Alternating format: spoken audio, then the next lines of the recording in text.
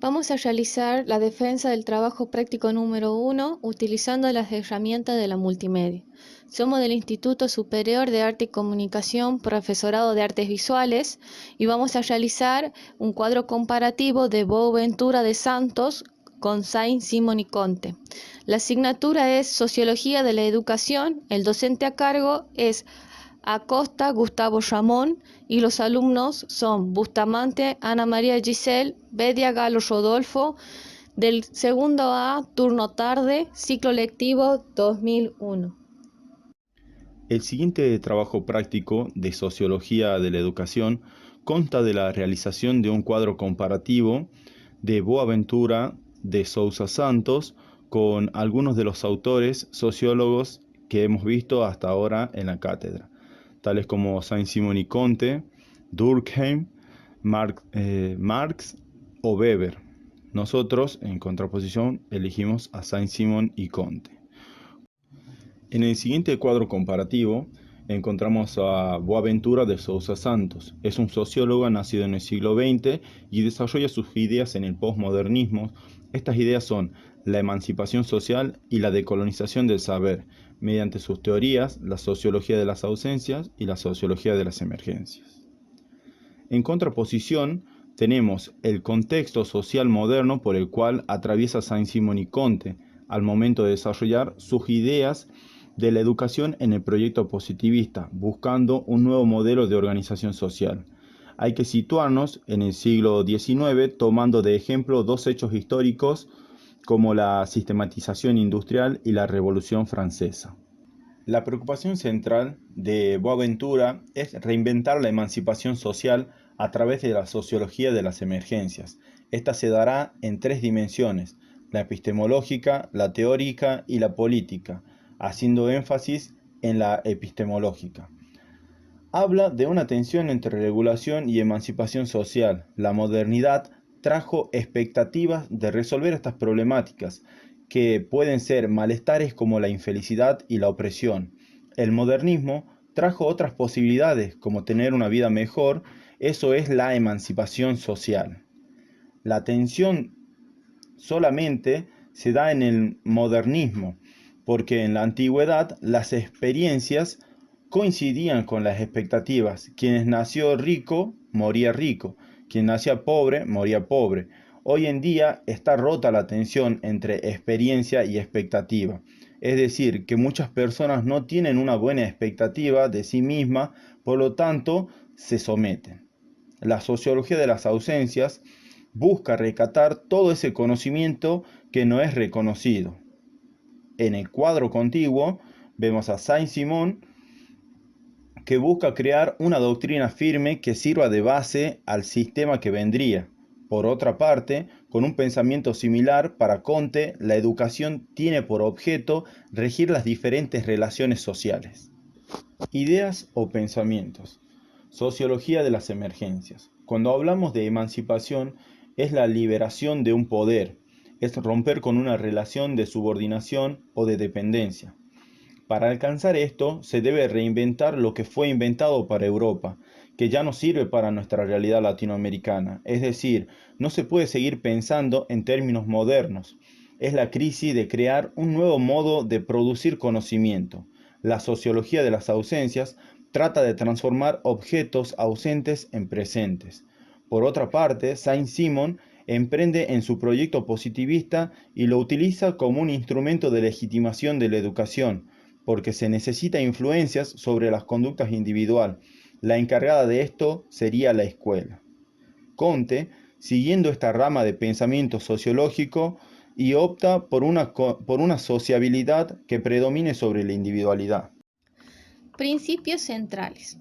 Sociología de las emergencias. Propone realizar conocimientos desde el sur, desarrollando la epistemología del sur, que propone producir conocimientos desde la realidad de los países del sur.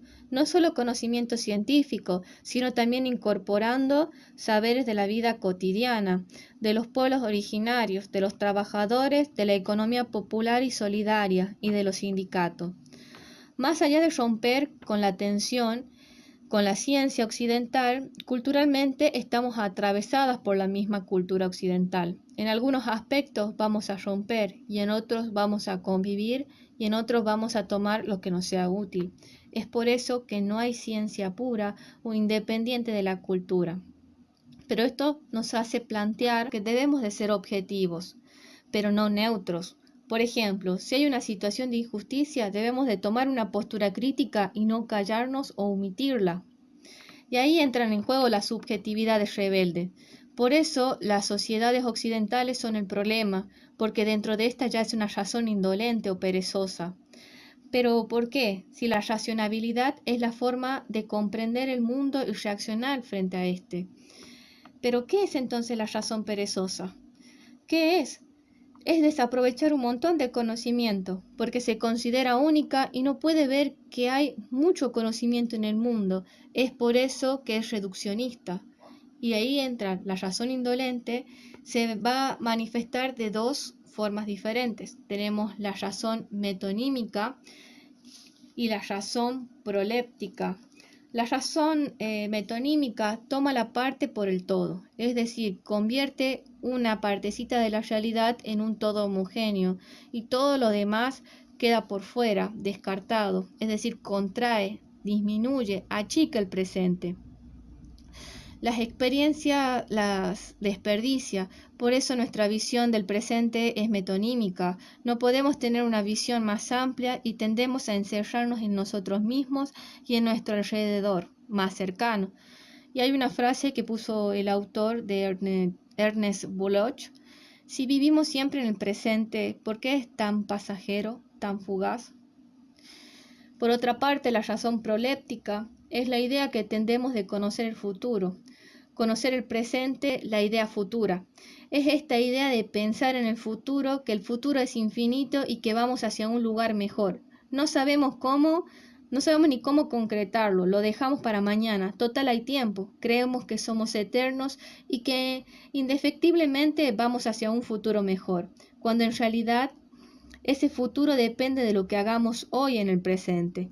A veces creemos que nuestro futuro es individual, que nuestro futuro individual es diferente a nuestro futuro social, y cuidamos nuestra salud, nuestra dieta, nuestra imagen, pero no cuidamos el mundo en el presente. De Souza propone mirar el futuro de la sociedad como si fuese el futuro personal. Para finalizar, la razón indolente tiene esta doble razón metonímica, contrae y disminuye el presente, y la razón proléptica, expande indefinidamente el futuro. En la sociología de las emergencias hará frente a esta racionalidad y nos propone una estrategia opuesta, la cual es expandir el presente y contraer el futuro para poder cuidarlo. Pasamos al siguiente cuadro, donde encontramos a Saint-Simon, donde nos dice que la sociedad es una comunidad moral cuya cohesión se basa en la generalización de las ideas y los sentimientos. Es por eso que es necesaria una doctrina única, y ahí entra en juego la educación, donde es posible crear hábitos básicos de pensamiento. Para eso hay que tener en cuenta la instrucción pública, que es una división de poder, donde se va a ejercer el poder temporal, ejercido por los industriales, el poder espiritual por los sabios. Por otra parte, tenemos la instrucción primaria, donde la escuela no es la única instancia educativa, lo son también la familia y la iglesia. Comte utiliza la doctrina positivista para poder ejercer el poder espiritual en la sociedad industrial, es decir, para reemplazar el catolicismo en una función que ya no puede ejercer y que para ello necesita de la educación. Siguiendo esta linealidad, Boaventura propone hacer presente. ¿Pero qué propone hacer presente? Buscar o rescatar todo ese conocimiento que no es reconocido. A los que están al otro lado de la línea abismal, nos dice. Y ahí entra la lógica del saber, que plantea que el occidente moderno y toda esta transformación de la ciencia moderna la consideran como alta cultura y la define como propio en criterios únicos de verdad, y todo lo demás no es legítimo, no se reconoce, no existe. De Santos propone hacerlas presentes. Y también hay que tener en cuenta que sabiendo estas lógicas del saber, del tiempo lineal y hacer presente esto, nos ayudan a visibilizar el problema. La lógica del tiempo lineal nos dice que los países centrales y su conocimiento y su forma de sociabilidad es asimétrico, porque nuestra historia es así, ha sido atravesada por la colonización y por lo tanto es atrasado, mientras que los demás países siguen una forma lineal. Y ahí es donde se produce la sociología de las ausencias. Luego está la lógica, pasamos a la lógica de la escala dominante. Básicamente hablando, es naturalizar las inteligencias por categoría. ¿Qué es esta naturalización? Es como una jerarquía, donde se ve la clasificación racial, que fue básicamente producida por el capitalismo, la acentuó y reconstruyó con una mayor profundidad.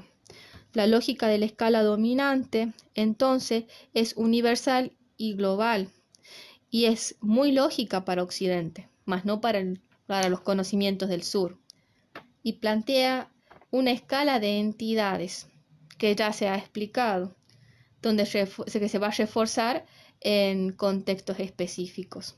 Nos plantea que hay que acabar con esta escala de dominación. Siguiendo la linealidad de Saint-Simon y Comte, nos habla que la educación ha pasado por un poder espiritual y ha sido sustituido por el poder teórico. Y todas estas van a ser reguladas a través del gobierno. Prepara al individuo para el orden social que les toca vivir y para adaptarlo al destino particular que éste tendrá. Principios centrales, parte final. La lógica productivista nos dice, donde se producen las monoculturas de los criterios de productividad capitalista. Sin embargo, el objetivo es mostrar lo que no existe, no legitimizarlo, lo que no se visibiliza por la sociología dominante. Y para esto vamos a tener en cuenta las 5 lógicas de monocultura para producir ausencias, unidas por una misma racionalidad cultural. Vamos a ver, tenemos básicamente hablando, esta monocultura reduce de inmediato, contrae el presente, porque hay prácticas sociales que están basadas en conocimientos populares, conocimientos indígenas, conocimientos campesinos, conocimientos urbanos, pero no son evaluados como importantes o rigurosos. La siguiente monocultura es del tiempo lineal. Básicamente es la idea de un tiempo lineal donde los más avanzados siempre van adelante y todos los países que son asimétricos con la realidad de los países más desarrollados son considerados retrasados o residuales. Luego tenemos la tercera monocultura, es la de la naturalización de las diferencias. Esta se basa en la jerarquía que no es la causa de las diferencias, sino su consecuencia, porque los que son inferiores en estas clasificaciones naturales lo son por naturaleza. Monocultura de la escala dominante. Sencillamente hablando, es toda idea o entidad que es válida o independiente del contexto en el que ocurre. Es decir, en lo global y en lo universal está lo hegemónico y lo particular. Y lo local no cuenta porque es invisible y descartable. La última monocultura es la monocultura del productivismo capitalista. Es la idea de que el crecimiento económico y la productividad mensura en un ciclo de producción determinada. Saint-Simon y Comte nos dice que el maestro, para poder terminar, tiene una triple función: maestro, sacerdote y sociólogo, y que la sociedad debería estar gobernada por sabios y científicos, es decir, los sociólogos. Y la educación va a permitir no sacar al sacerdote, sino hacer que el sacerdote entre como mediador de conflictos. Bueno, muchas gracias por habernos escuchado y eso es todo.